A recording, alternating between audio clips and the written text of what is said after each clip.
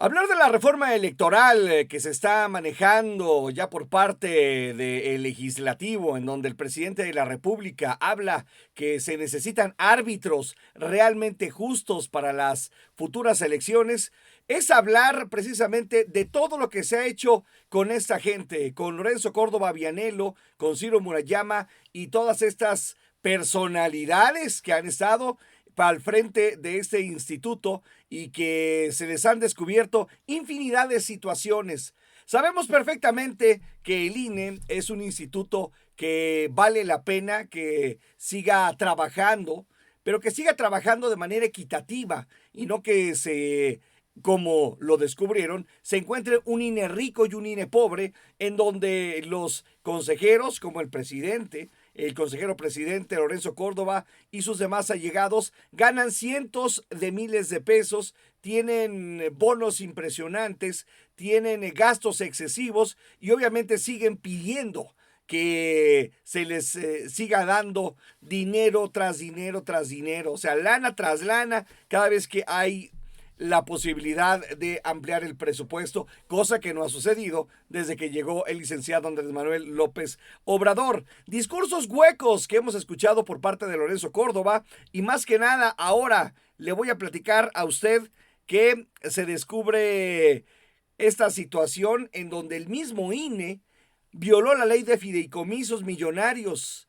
Eso lo revela el mismo órgano interno. Señoras, señores, sean bienvenidos. Estamos comenzando esto que es Ruedo Político. Comenzamos.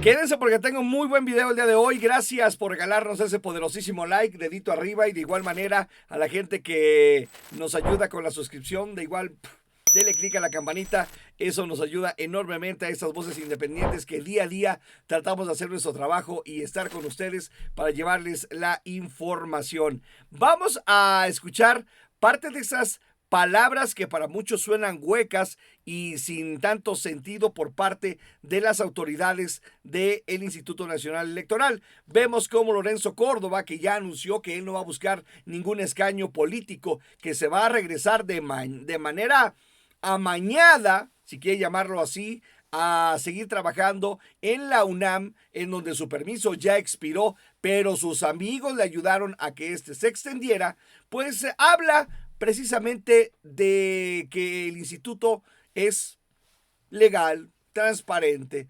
Escuchemos a ver lo que dice. Hola, ¿qué tal? La semana pasada, el Instituto Nacional Electoral firmó un convenio de colaboración con el Secretariado Ejecutivo del Sistema Nacional Anticorrupción, lo que nos permitirá ampliar nuestras capacidades institucionales para prevenir, detectar y sancionar actos de corrupción en el ámbito electoral. Este convenio contribuirá a desarrollar metodologías, mecanismos, sistemas informáticos y modelos de riesgo en contra de la corrupción y contribuir con ello a la transparencia y rendición de cuentas.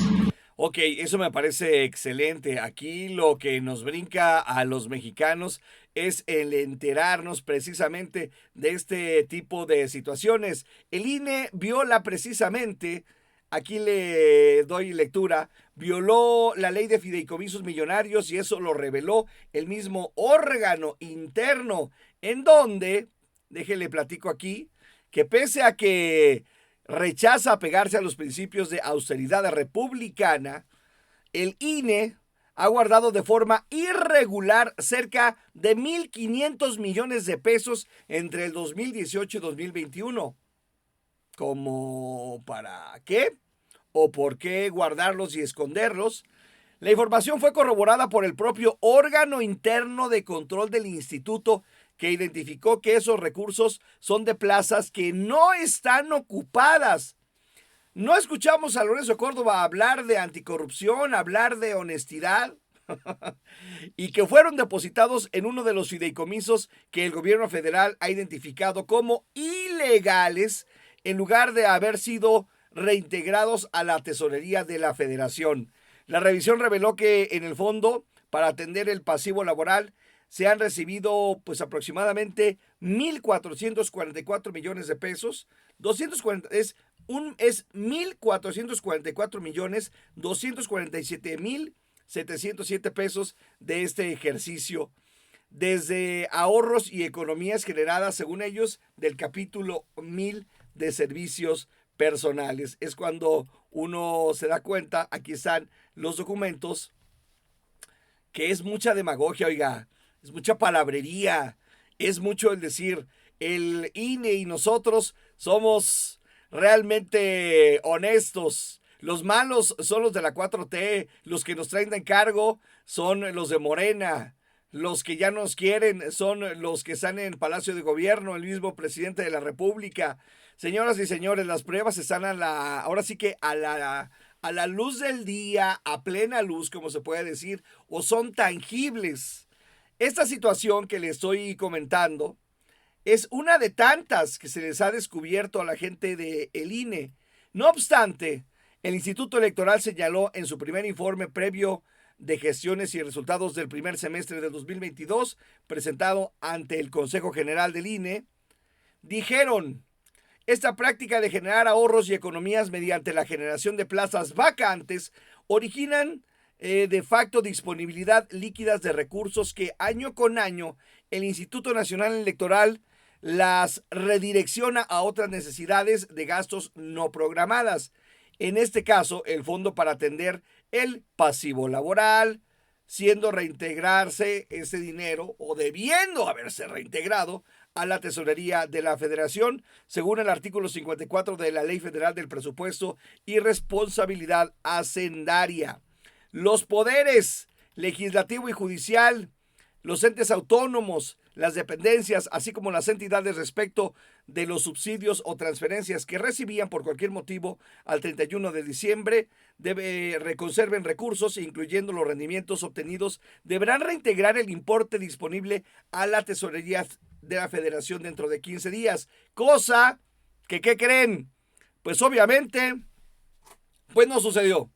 No sucedió y mágicamente ahí hay ese dinero. Es por eso que cuando vino este asunto del ejercicio de revocación de mandato, el mismo presidente decía: dinero hay, ustedes tienen ahí fondos y fideicomisos, y ya nos dimos cuenta que lo único que está buscando esta gente antes de irse, porque ya se van a ir, ya se van, es simple y sencillamente quedarse con el billete o buscar la manera de sacarle provecho. Decía Hamlet Almaguer, usted va a decir quién es Hamlet Almaguer, es un diputado federal, consejero nacional de Morena y secretario de la reforma electoral de izquierda, maestro constitucional. Él hablaba precisamente de que arrancarían ya las discusiones de la reforma electoral. Dice: buscamos una democracia menos costosa y un árbitro verdaderamente imparcial, con legitimación democrática. Esos son los ejes de la reforma del presidente López Obrador. Ah, pero ¿quién creen que metió su cuchara? Sí, de verdad, ese señor, miren, no quiero ofender por la investidura que alguna vez tuvo, pero el loquito de Vicente Fox Quesada, por favor, Martita o alguien que esté cerca de él, ya quítenle el teléfono. Déjenle ya que se la pase a gusto con toda la millonada que se llevó. A pesar de que siga llorando por su pensión, con todo el dinero que hizo, que siga viajando por el mundo, que disfrute de su rancho, que disfrute de sus propiedades. Dice este tuit: el gobierno más corrupio del mundo. Primero, enséñenlo a escribir. El gobierno más corrupio del mundo es el de Andrés Manuel López Obrador. López, porque lo llama de manera despectiva. Ni el INE ni México son tuyos. Eres un ave de rapiña, eres un dictador, eres un comunista con piel de oveja. Y aquí lo vemos, precisamente, si no me equivoco, en una fotografía, en una selfie que se tomó en un aeropuerto, en donde aprovechó, pues, para tundirle, como lo sabe hacer, al presidente de la República.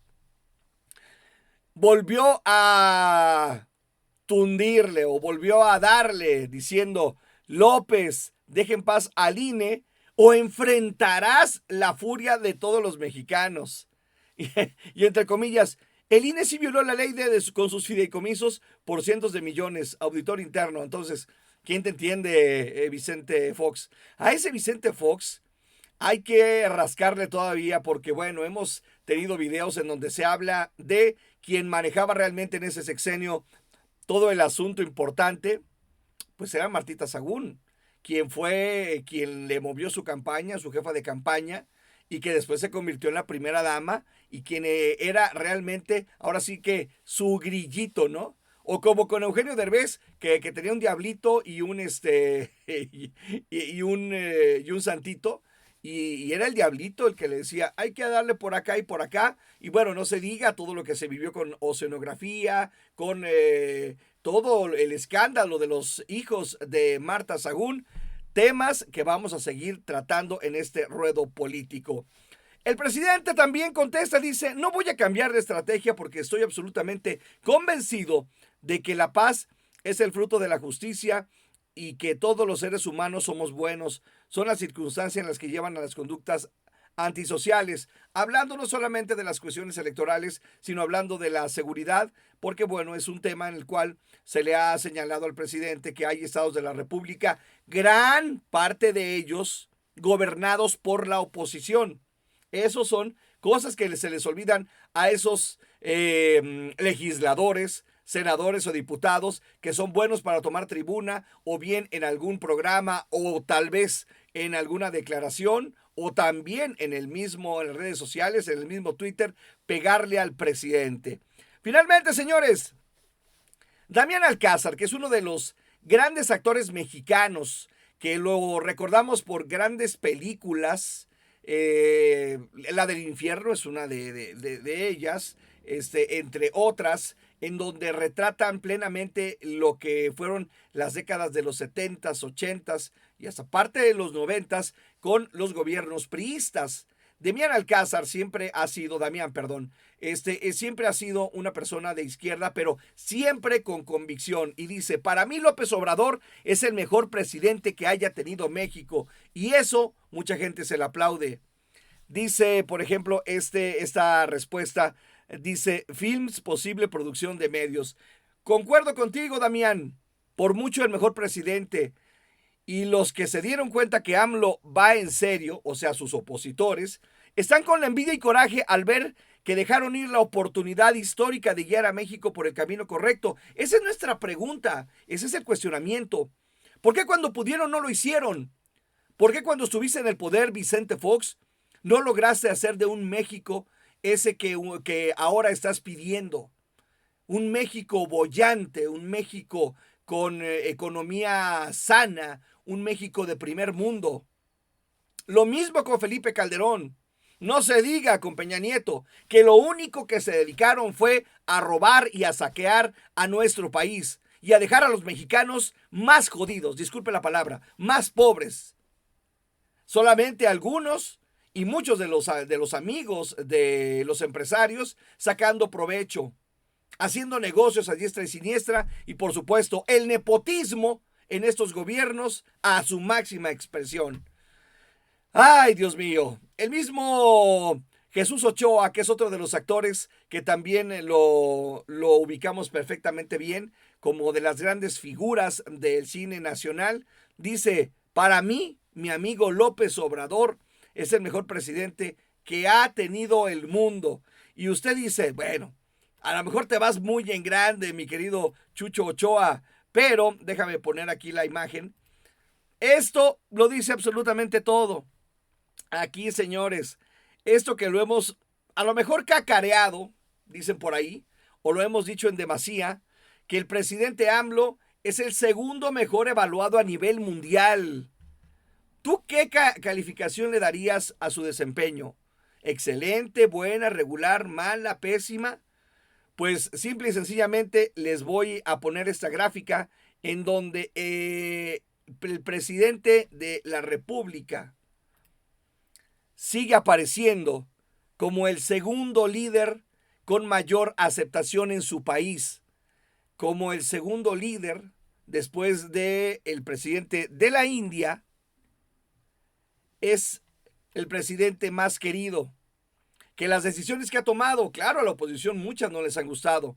Mucha gente habla que sí, Estamos viviendo un México complicado, un México difícil, un México en donde se está buscando apaciguar la violencia, pero es un México en donde obviamente estos gobiernos dejaron crecer de manera exponencial a las células criminales, a ese crimen organizado, que en ese momento, si quieren que de la noche a la mañana se termine ya ese problema que ellos mismos crearon, que en cada entidad se encuentran en pugna. Sabemos perfectamente, y eso no me lo tienen que discutir, porque sé que es algo que realmente usted lo sabe. Cada gobierno estatal tiene algún tipo de negociación con alguna organización criminal para poder tener de cierta manera paz y tranquilidad. Vemos que hay gobiernos en los cuales no ha habido ni siquiera la capacidad para poder ni enfrentar y lo que decían también la oposición. El presidente ha negociado con el crimen organizado. Lo que estamos buscando o lo que está buscando los mexicanos es que esto se tranquilice, que la violencia y la falta de justicia de verdad sea un tema que ya pase a segundo, a tercer término, que se siga creciendo en la cuestión económica y que tengamos un México en paz y que podamos salir a la calle o podamos salir a la calle de manera tranquila, de manera en paz, para poder entregar precisamente a nuestros hijos o a nuestros nietos un México boyante. Y eso lo va a lograr la 4T, como lo dijo el presidente, tal vez no en este gobierno, pero se le va a dar continuidad y ustedes verán los resultados a futuro. Gracias por haber estado con nosotros en este Ruedo Político Especial. Los veo en el siguiente video y los espero, por supuesto, en estas. Le dejo aquí recomendaciones. A ver, es aquí y aquí les dejo recomendaciones de los videos anteriores, además de que le agradezco enormemente el que nos ayude a crecer este canal. A mis amigos en los Estados Unidos, gracias paisanos, gracias por sus comentarios, y de igual manera a toda nuestra gente, el abrazo a lo largo y ancho de la República Mexicana. Yo soy Hugo Márquez, cuídense mucho, eso fue Ruedo Político, nos vemos en el siguiente video.